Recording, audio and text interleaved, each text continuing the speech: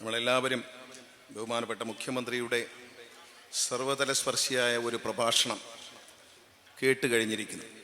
നമ്മുടെ പ്രിയങ്കരനായ സ്ഥാനാർത്ഥി, ഇടതുപക്ഷ ജനാധിപത്യ മുന്നണിയുടെ ഏറ്റവും പ്രിയങ്കരനായ സ്ഥാനാർത്ഥി സ്വരാജ്, അദ്ദേഹത്തിന് വേണ്ടി ഈ നാട്ടിലെ ജനാധിപത്യ വിശ്വാസികളായ നമ്മളോടെല്ലാം നമ്മുടെ വോട്ടവകാശം വിനിയോഗിച്ച് സഹായിക്കണം എന്നും അഭ്യർത്ഥിച്ചു. കഴിഞ്ഞ 9 വർഷക്കാലം കേരളത്തിലെ സാധാരണക്കാരൻ്റെയും പാവപ്പെട്ടവരുടെയും ദളിതരുടെയും മനോവികാരങ്ങളെ ഉൾക്കൊണ്ടുകൊണ്ട് കേരളത്തിനെ ഒരു നവയുഗത്തിലേക്ക്, ഒരു നവകേരളത്തിലേക്ക് നയിച്ച 9 വർഷം കൊണ്ട് കേരളത്തിൻ്റെ ചരിത്രത്തിലെ ഏറ്റവും വലിയ വികസനവും സാമൂഹ്യവും ഭൗതികമായ പുരോഗതി കൈവരിക്കാൻ കഴിഞ്ഞ ഇടതുപക്ഷ ജനാധിപത്യ മുന്നണിയുടെ സ്ഥാനാർത്ഥിയായിട്ടാണ് പ്രിയങ്കരനായ ശ്രീ സ്വരാജ് മത്സരിക്കുന്നത്.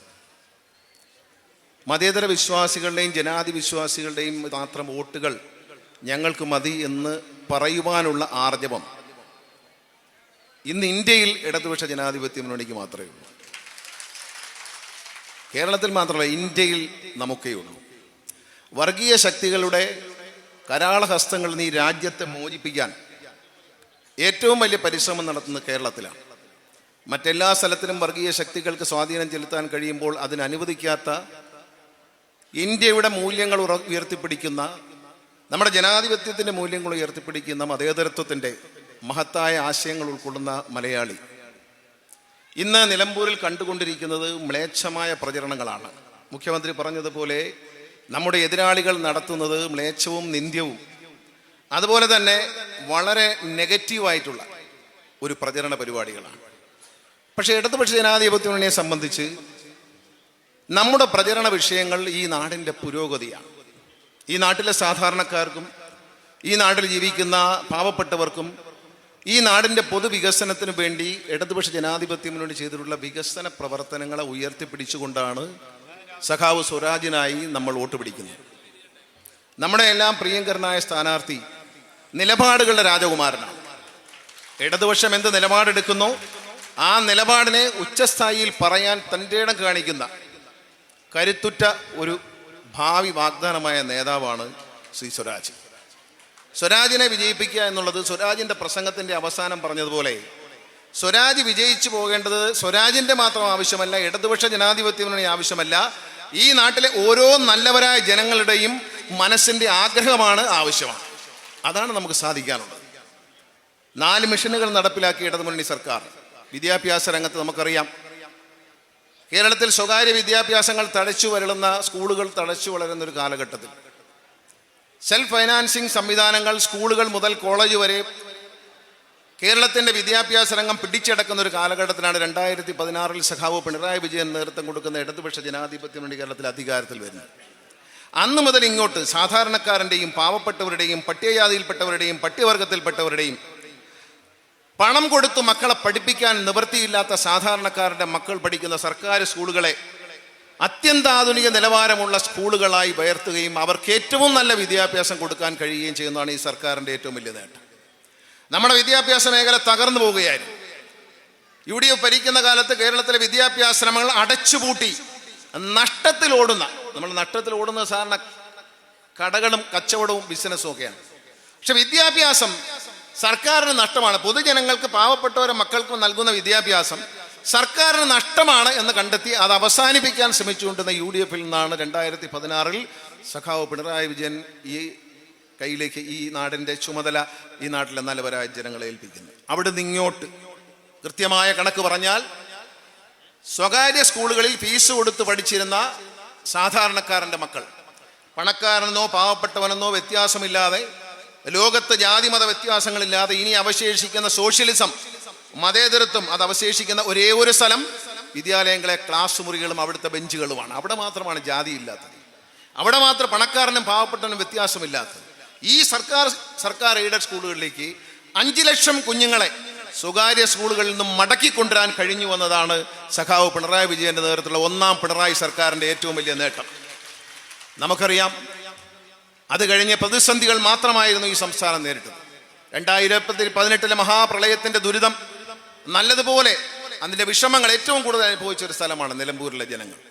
ആ ഒരു പ്രതിസന്ധിയിൽ കേരളത്തിലെ ജനങ്ങളെ നെഞ്ചോട് ചേർത്ത് നിർത്തിക്കൊണ്ട് ധീരമായ നേതൃത്വം നൽകിയ സഖാവ് പിണറായി വിജയന്റെ കരങ്ങൾക്ക് കരുത്തു പകരാനാണ് ഇന്ന് നിലമ്പൂരിലെ ജനങ്ങൾ ഒരുങ്ങേണ്ടത്. ഒന്നും മറക്കരുത്. നമ്മൾ കഴിഞ്ഞു പോയ നന്മകളെ, തിന്മകളെയും മറക്കരുത്. തിന്മകളെ കുറിച്ച് പറഞ്ഞു, മുഖ്യമന്ത്രി പ്രസംഗിച്ചവൻ പറഞ്ഞു 100 രൂപ പോലും വർദ്ധിപ്പിക്കാതെ ക്ഷേമ പെൻഷനുകളെ അവസാനിപ്പിക്കാൻ ശ്രമിച്ച UDF-ന്റെ നയങ്ങളെക്കുറിച്ച് പറഞ്ഞു.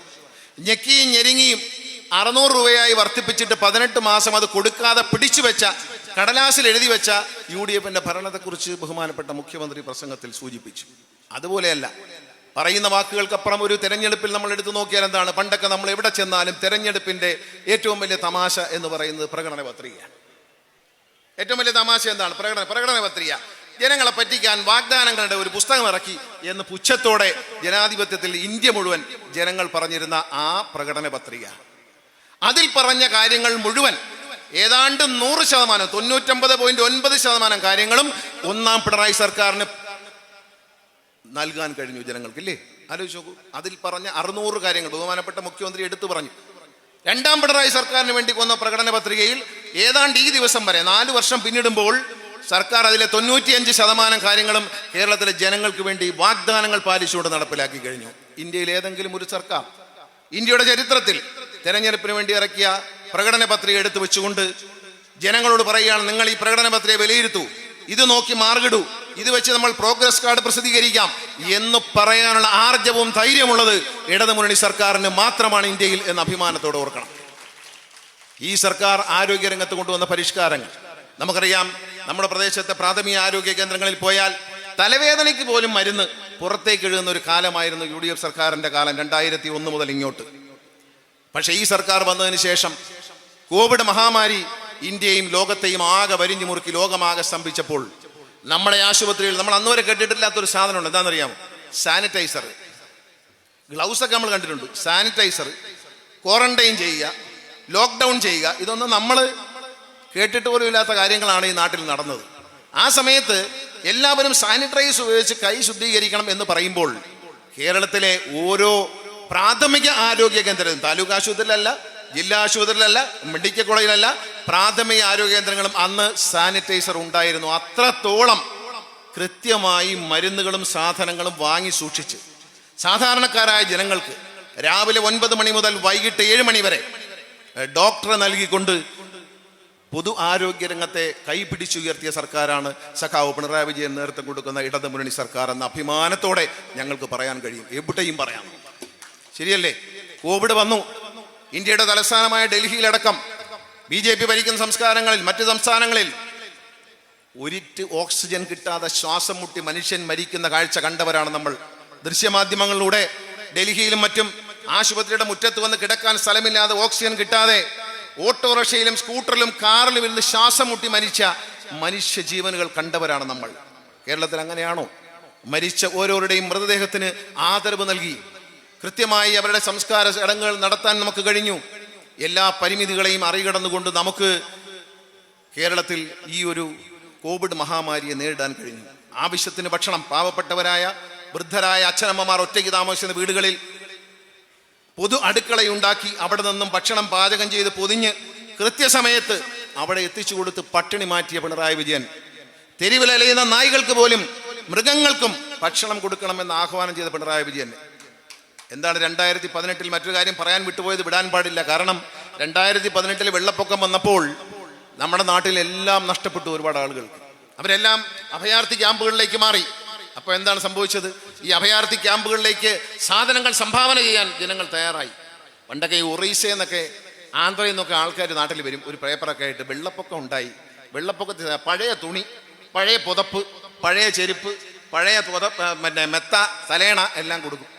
ബഹുമാനപ്പെട്ട മുഖ്യമന്ത്രി അന്ന് പറഞ്ഞു കൊടുക്കണം, കേരളത്തിലെ ജനങ്ങൾ ഈ ദുരന്തത്തിൽ സംഭവിച്ച് അഭയാർത്ഥി ക്യാമ്പുകളിൽ നമ്മുടെ സ്കൂളുകളിലും മറ്റും കഴിയുന്നവർ അഭിമാനവും അന്തസ്സുള്ള മലയാളികളാണ്. അവർക്ക് പഴകിയ സാധനങ്ങളുമായി ആരും ഇങ്ങോട്ട് വരരുത്. പുതിയ സാധനം, പുതിയ ചെരുപ്പ്, പുതിയ വസ്ത്രം, പുതിയ അടിവസ്ത്രങ്ങൾ, പുതിയ ബെഡ്ഷീറ്റ്, പുതപ്പ് എല്ലാം പുതിയതല്ലേ, അതും കൊണ്ടേ വരാവൂ. പുതിയ പാത്രങ്ങൾ ഇതുമായിട്ട് വരാവൂ. കേരളത്തിലേക്ക് ഒഴുകി വന്ന സംഭാവനകളിൽ എല്ലാം പുതിയതായിരുന്നു. അല്ലാതെ വെള്ളപ്പൊക്കത്തിൽപ്പെട്ട് അഭയാർത്ഥി ക്യാമ്പിലേക്ക് ചെന്ന് അവിടെ കിടന്ന് ആളുകളുടെ ഉപയോഗശൂന്യമായ സാധനങ്ങൾ കൊണ്ട് തള്ളാനുള്ള ഒരു കേന്ദ്രമായി മാറാതിരിക്കാൻ മുൻകൈയെടുത്തത് സഖാവ് പിണറായി വിജയനാണ്. മറക്കരുത്. അദ്ദേഹം അന്ന് പറഞ്ഞു, പഴയതും കൊണ്ടുവരരുത്, ഇതൊന്നും മറക്കരുത്, പഴയതും കൊണ്ടുവരരുത്, പുതിയതും കൊണ്ടേ വരാവൂ, മറ്റു പഴയത് വാങ്ങാൻ ഈ ക്യാമ്പുകൾ വന്ന് താമസിക്കുന്നവർ അത്ര മോശക്കാരല്ല എന്ന് അദ്ദേഹം പറഞ്ഞു. കേരളത്തിലെ ജനങ്ങളെ ഞാൻ പറഞ്ഞല്ലോ മാറോട് ചേർത്തു, അദ്ദേഹം നെഞ്ചോട് ചേർത്തു.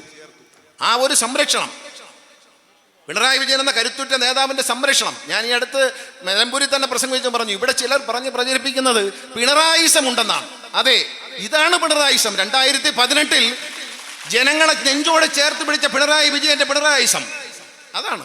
2019 കോവിഡ് മഹാമാരിയിൽ ലോകം സ്തംഭിച്ചപ്പോൾ കേരളത്തിലെ ജനതയെ നെഞ്ചോട് ചേർത്ത് പിടിച്ച് കൈ കൊടുത്തു നിർത്തി ഒറ്റക്കെട്ടായി രക്ഷിച്ചെടുത്ത, മരണത്തിൽ നിന്ന് രക്ഷിച്ച പിണറായി വിജയന്റെ കരുത്താണ് പിണറായിസം.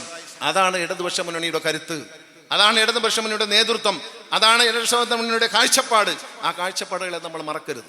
എല്ലാ രംഗത്തും, ആരോഗ്യരംഗത്ത്, വിദ്യാഭ്യാസ രംഗത്ത്, സമഗ്രമായി റോഡുകളുടെ വികസനത്തിന്റെ കാര്യത്തിൽ ഒക്കെയും പുരോഗതിയിലേക്ക് കേരളത്തിലെ നയിച്ചത് ഇടതുപക്ഷ ജനാധിപത്യ മുന്നണി സർക്കാരാണ്. സുരാജന്റെ പ്രസംഗത്തിൽ അദ്ദേഹം പറഞ്ഞു, ഒരു ചരിത്രമെടുത്ത് പരിശോധിച്ചാൽ, കേരളത്തിൽ ഭരിച്ച രാഷ്ട്രീയ പ്രസ്ഥാനങ്ങളുടെ മാറി മാറി വരുന്ന സർക്കാരുകളുടെ ചരിത്രമെടുത്ത് പരിശോധിച്ചാൽ കേരളത്തെ ഏറ്റവും വലിയ നിലയിലേക്ക് കൈപിടിച്ചുയർത്തിയ കേരളത്തിന്റെ കരുത്തുറ്റ ഭരണം എന്ന് പറയുന്നത് ഇടതുപക്ഷ ജനാധിപത്യത്തിനോട് ഈ 9 വർഷത്തെ ഭരണമാണ് എന്ന് നമ്മൾ അഭിമാനത്തോടെ പറയാൻ നമുക്ക് കഴിയും. ഇത് ജനങ്ങളോട് പറയണം. ഞാൻ ദീർഘിപ്പിക്കുന്നില്ല, ഒരുപാട് നേതാക്കൾ സംസാരിക്കാനുണ്ട്, ഞാൻ ദീർഘിപ്പിക്കുന്നില്ല. ഇത് ജനങ്ങളോട് ഇന്ന് മുതൽ 19-ാം തീയതി വരെ നമുക്ക് വിശ്രമിക്കാൻ സമയമില്ല.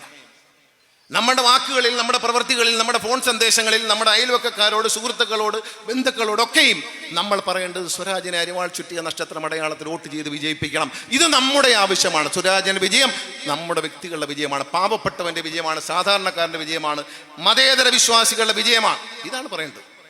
ഇനി സമയമില്ല, നിങ്ങൾ വോട്ട് ചെയ്യുമെന്ന് എനിക്കറിയാം. പക്ഷെ അതല്ല, പരമാവധി വോട്ട്, മഴയാണെങ്കിലും വെയിലാണെങ്കിലും എന്ത് പ്രശ്നമാണെങ്കിലും പരമാവധി ജനങ്ങളെ പോളിംഗ് ബൂത്തിലേക്ക് കൊണ്ടുവരികയും അവിടെ എത്തുമ്പോൾ അവരുടെ മുന്നിൽ കാണുന്ന മെഷീനിൽ അരിവാൾ ചുറ്റിക നക്ഷത്രം അടയാളത്തിൽ പ്രിയപ്പെട്ട സ്വരാജിന് വോട്ട് ചെയ്ത് അദ്ദേഹത്തെ വിജയിപ്പിക്കണമെന്ന് സ്നേഹത്തോടെ നിങ്ങൾ മറ്റുള്ളവർ പറയണം.